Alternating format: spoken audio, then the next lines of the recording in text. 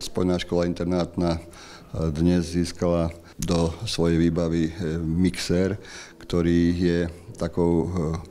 zásluhou vlastne ich, pretože tento mixér je zakúpený práve z výťažku koláčikov brínzových, ktorý sa predával na slávnostiach Liptovskej brínze a práve mesto Liptovské Mikuláš v spolupráci s občianskym združením